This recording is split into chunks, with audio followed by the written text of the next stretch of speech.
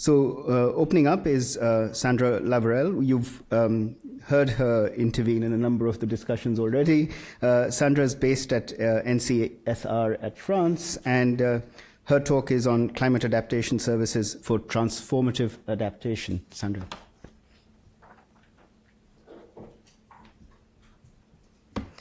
Thank you. So as you will notice, I won't be talking about plant traits here, but trying to get a bit out of my comfort zone into what we all think are pretty important things.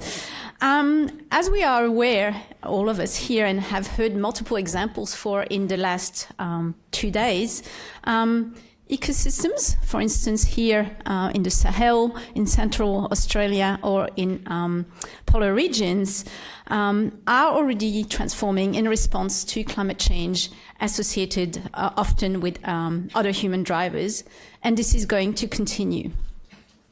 Here, what I want to explore is how ecosystems and their biodiversity can support social resilience to climate change in the context of this inevitable ecosystem transformation. The notion of transformative adaptation, as used here, seeks to understand how future adaptation options can be broadened by reconsidering human-nature interactions.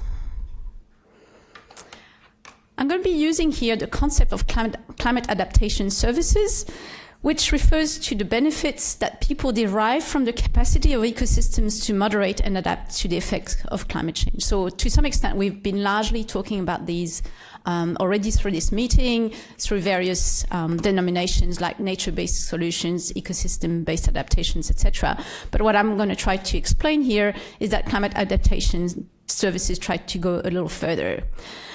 So what climate adaptation services try to articulate is how ecological resilience can support people adaptation to climate change, and especially we've heard that ecosystems that are in good ecological state tend to support adaptation. Also how the value of some services, and especially regulation services like climate regulation or risk mitigation, increases under climate change. And in this regard, there are services that might already have values today, had values in the past, but whose value is actually in a way latent and will be revealed in the future. Also, with the idea of climate adaptation services, we try to think about how the inevitable transformation of some ecosystems under climate change will, of course, cause loss, but also can create new values for people if transformation is anticipated. And so, therefore, adaptation services, like nature-based solutions, which it really expands on focusing not only on resilience but also on transformation, puts proactive management and governance at the center of that adaptation. What it proposes is that by managing ecosystem proactively for resilience and for their transformation towards desired states, we can access some later benefits, and so that the knowledge of these future benefits might guide the way ecosystems will be managed now. In practice, ecosystem-based transformative adaptation can be guided by iterative transdisciplinary research processes that build on a sequence of components.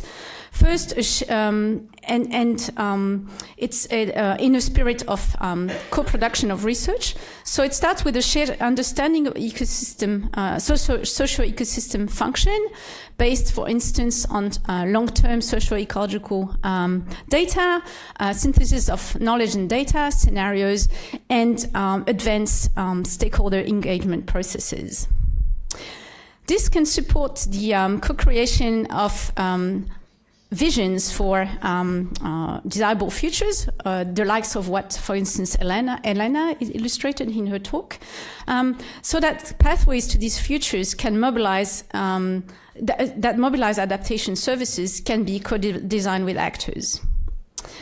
Importantly, the mapping of such pathways requires identifying a priori windows of agency or decision points, such as climate or ecological thresholds, or particular critical socioeconomic conditions where changes will need to be implemented. In particular, the barriers and enabling factors for these hot moments of decision and change need to be identified. And for this, we have proposed to analyze the decision context in terms of interactions between values, rules, or institutions, and knowledge.